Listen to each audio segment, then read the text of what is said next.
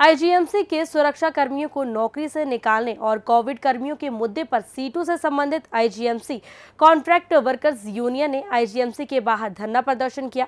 Union ने चेतावनी दी है कि अगर नौकरी से निकाले गए सुरक्षा कर्मियों और कोविड कर्मियों को न्याय न मिला तो आंदोलन तेज होगा। वहीं इसका जिम्मेदार आईजीएमसी प्रशासन होगा। आईजीएमसी के सुरक्षा कर्मियों को नौकरी से निकालने और कोविड कर्मियों के मुद्दे पर सीटों से संबंधित आईजीएमसी कॉन्ट्रैक्ट वर्कर्स यूनियन ने आईजीएमसी के बाहर धरना प्रदर्शन किया। यूनियन ने चेतावनी दी कि अगर नौकरी से निकाले गए सुरक्षा कर्मियों और कोविड कर्मियों को न्याय न मिला तो आंदोलन तेज होगा। इसका जिम्मेदार आईजीएमसी प्रशासन होगा। सीटू प्रदेश अध्यक्ष विजेंद्र मेहरा ने बताया कि आईजीएमसी में राजनीति के चलते पिछले कई वर्षों से काम कर रहे सुरक्षा कर्मियों को निकाला गया है। जिस कंपनी को नए टेंडर दिए गए हैं, नियमों को दरकिनार कर दिए गए हैं। उन्होंने कहा कि यह आंदोलन निर्णायक मोड़ लेगा। निकाले गए कर्मियों को शीघ्र वापस नहीं लिया जाएगा तो गिरफ्तारियां दी जाएंगी। आईजीएमसी प्रबंधन की मिलीभगत से यह टेंडर दिया गया है। उन्होंने कहा कि मुख्यमंत्री और गवर्नर से इसकी जांच की मांग की गई है और आरोपी अधिकारियों के खिलाफ जांच कर सलाखों के पीछे डालने की मांग है। वहीं आईजीएमसी सुरक्षा कर्मी यूनियन के पूर्व में प्रधान रहे बबलू ने कहा कि वह राजनीति का शिकार हुए हैं। कहा जा रहा है कि वे पूर्व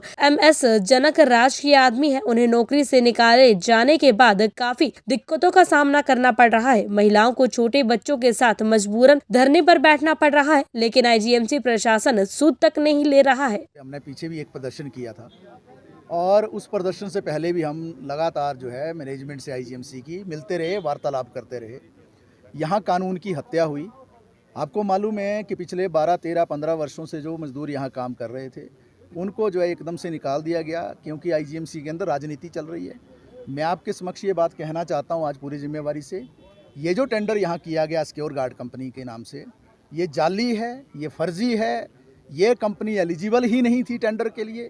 29 अप्रैल को जब टेंडर की प्रक्रिया शुरू की गई और 15 जून तक जब समय दिया गया, 70 नंबर जो एलिजिबिलिटी के लिए बनते थे, उस 70 नंबर में से इस कंपनी के पास 0 नंबर थे। और इस टेंडर के अंदर ये भी शर्त थी कि 2019 से पहले से उनका काम होना चाहिए। ये कंपनी जो है सितंबर के महीने में 2020 में रजिस्टर्ड हुई, तो जो नंबर मिलने थे, जो प्रक्रिया थी, जो छंटनी होनी थी, छंटनी में ही ये कंपनी बाहर थी। लेकिन यहाँ का जो प्रबंधन आईजीएमसी का और ठेकेदार की जो मिली भगत है, इन दोनों ने मिलकर जो ऐसी कंपनी को ठेका दे दिया जो एलिजिबल नहीं थी। और इस कंपनी ने आते ही क्या किया, यहाँ पर आकर जो है जिस तरीके से मजदूरों की छटनी शुरू की, जिसमें लड़कियाँ भी हैं, लड़के भी हैं। ये वो लोग हैं जिनको राज्यपाल तक ने सम्मानित किया। ये वो लोग हैं जिनको सुपरिटेंडेंट पुलिस एसपी ने शिमला के सम्मानित किया। ये वो लोग हैं जिनको जो है उस वक्त के एमएस ने या डिप्टी एमएस ने सम्मानित किया।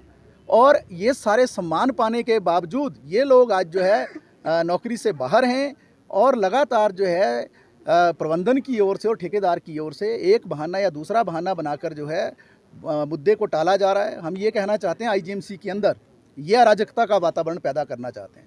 पिछले कल एक अधिकारी जो आईजीएमसी के, वो क्या कह रहे थे कि क्या होगा, यहाँ पर मजदूर आ जाएंगे, बाहर बैठ जाएंगे, शांतिपूर्वक प्रदर्शन होगा, मौन प्रदर्शन होगा, नारे तो यहाँ लग नहीं सकते हैं। तो मतलब आप उकसाना चाह रहे हैं, आप ये कहना चाह रहे हैं कि आईजीएमसी के अंदर बाहर भी नारे लगने चाहिए। यहाँ मरीज आता है ना, कि सबसे दुखी आदमी आता है ना, यहाँ ज़िंदगी मौत से लड़ने के लिए आता है ना यहाँ आदमी। यहाँ का वातावरण आपने ऐसा बना दिया कि जहाँ आए दिन जो है धरने प्रदर्शन होंगे, तो इसके लिए जिम्मेवार कौन है। हम ये कहना चाहते हैं आपके माध्यम से, इस मुद्दे पे हम प्रधानमंत्री नरेंद्र मोदी को लिखने वाले हैं, इस मुद्दे पे हम राष्ट्रपति को लिखने वाले हैं। क्योंकि ये जो आज सिक्योरिटी गार्ड यहाँ रखे जाते हैं, जो यहाँ सफाई के कर्मचारी रखे जा रहे हैं, जो यहाँ वार्ड अटेंडेंट्स रखे जा रहे हैं, ये सारा जो है केंद्र सरकार का पैसा है। हम राज्यपाल से मिलने वाले हैं, हम मुख्यमंत्री से मिलने वाले हैं, हम सरकार को एक चार्जशीट जो है पेश करने वाले हैं इन सारे विषय पर। ये जो घोटाला, एक पूरा घोटाला हुआ है, जो कंपनी एलिजिबल ही नहीं थी। 2019 से एलिजिबिलिटी बनती थी, कंपनी बनी 2020 में सितंबर के महीने में।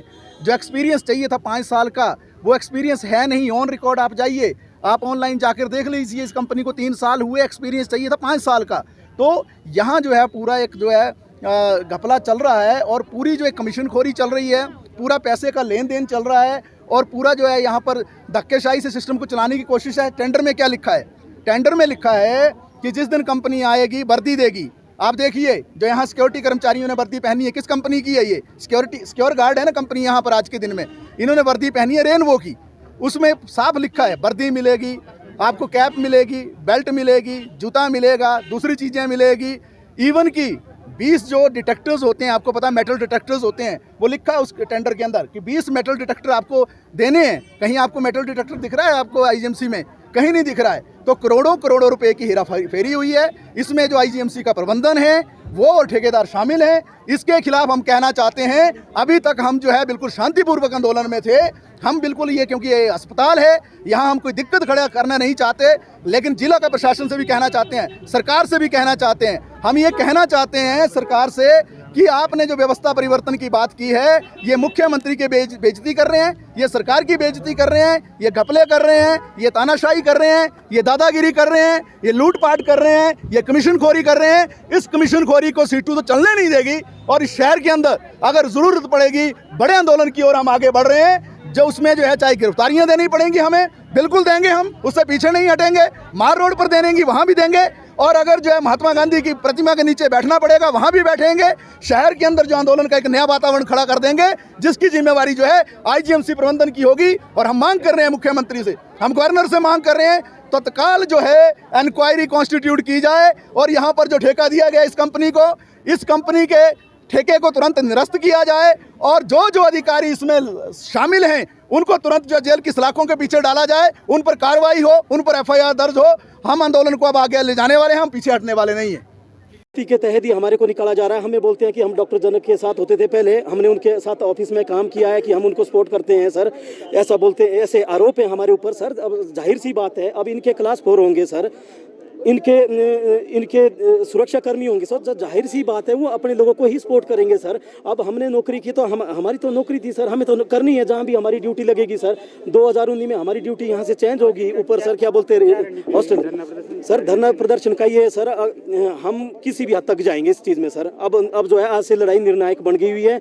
आज से जो है हमारे लोगों में भी अकल आ रही है कि उनको लग गया पता कि हमारे को गुलाम बनाने की साजिश है। आज जो है हमारे को जो है हमारे लोग बढ़ चढ़ के जो है बाहर आ रहे हैं। अब उनको पता है सर कि लड़ाई आंदोलन से जीती जाएगी सर। कुछ दिनों पहले आपकी मीटिंग हुई है सीटू के बैनर तले, उस टाइम क्या आश्वासन सर? उस वक्त इन्होंने आश्वासन दिया था कि हम 3 दिन में अंदर लेंगे, 1 हफ्ते में अंदर लेंगे।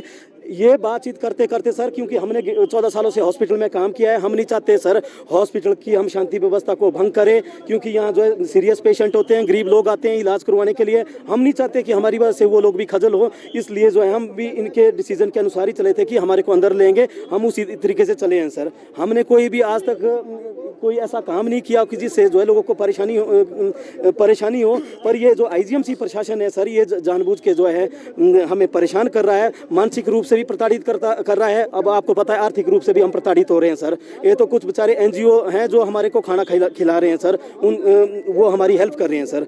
और रही हमारी कंपनी की बात, ये बोलते हैं सर कि इन जो मैं अभी आपको जो भी पैरामीटर है इस कंपनी के सर, वो हम अभी मेहरा जी ने आपको दिए होंगे, उस आधार पर देखना हमारे कितने लोग इसमें फिट बैठते हैं। या इनके जो एसओ सीएसओ या जो भी हमारा सुपरविजन है उसकी एज लिमिट से ऊपर ही है सर। ये किया इन्होंने। 1 महीने के लोग, 1 महीने में जो रखे वो लोग थे उनको नौकरी दे दी, जो 14 साल से नौकरी कर रहे थे उनको बाहर का रास्ता दिखाया इसलिए कि हमने अपना सैलरी मांगी, अपना ईपीएफ मांगा, ईएसआई मांगा हमने, जो हमारा अधिकार है। ये बोलते हैं कि यूनियन हम नहीं बना सकते हैं। अरे ठीक है, हम यूनियन नहीं बना सकते, हमारे से अंडरटेकिंग में भी साइन लिए। परसों इन्होंने एक यूनियन का उद्घाटन कर दिया कि उसमें इन्होंने अपनी मर्जी से प्रधान मेंबर बना दिए, जो कि गैर कानूनी है। गैर यूनियन बनती है सर लेबर ऑफिस में, जिसमें डिप्टी एमएस और एमएस साथ थे यूनियन बनाने में, ताकि मजदूरों का गला घोट सके, मजदूरों को जो है ये गुलाम बना सके सर अपने लिए। आज ये बोलते हैं कि हम नारे नहीं लगा सकते सर, मजदूर नारे भी लगा सकता है। हम सिर्फ इसलिए चुप हैं कि भाई गरीब आदमी आते हैं इस हॉस्पिटल में, और सब गरीब हैं, आम परिवार से लोग आते हैं, इलाज कराने के लिए आते हैं। हम नहीं चाहते कि वो लोग परेशान हो सर। सबसे पहले तो मैं सर यही बोलना चाहूँगा, जो हमारी जो महिला सुरक्षा कर्मियों के साथ जो भद्दा व्यवहार कर रहे हैं अंदर एसओ, उसका नाम है कृष्ण चंद। हम कल उसके ऊपर एफआईआर भी देंगे, आज ही देंगे सर, कल नहीं देंगे, आज ही एफआईआर देंगे उसके ऊपर। वो हमारी लड़कियों से जो है भद्दा व्यवहार कर रहा है। मैंने तो इनको ये भी बोला कि अगर वो तुम्हारे से भद्दा व्यवहार करता है तो उसकी रिकॉर्डिंग करो और उसके खिलाफ आवाज़ उठाओ सर। क्या प्रॉब्लम थी कि जो हमें निकाल दिया गया है कि ड्यूटी हमने ढंग से नहीं की, या हमारी कोई कंप्लेंट गई है सर? हमें ये बताया जाए कि क्या रीज़न रहा हमारा जो हमें बाहर निकाल दिया गया है। हमारा 2 महीने का बच्चा है, मैं इस करके तब आई हूँ क्योंकि मेरा बहुत ज़रूरी है नौकरी करना। कितने साल से कर रहे थे आप? सर 6-7 साल हो गए मुझे नौकरी करते हुए सर। आज मेरा फर्स्ट टाइम है जो आज मीडिया के सामने मुझे ये सब कुछ बोलना पड़ रहा है सर। सिक्योरिटी में थे आप? जी सर। तो क्या लगता है एमएस के पास गए थे, क्या कहा उन्होंने आपको? सर मैं कहीं नहीं गई सर, मुझे टाइम नहीं है सर, मेरा छोटा बच्चा है, मेरा कोई संभालने वाला नहीं है। मेरे हस्बैंड का भी 3 बार 1 महीने में ऑपरेट हुआ है सर, वो भी खड़े नहीं हो पा रहे हैं, मैं खुद को भी खड़ी नहीं हो पा रही हूँ सर। यहाँ बैठे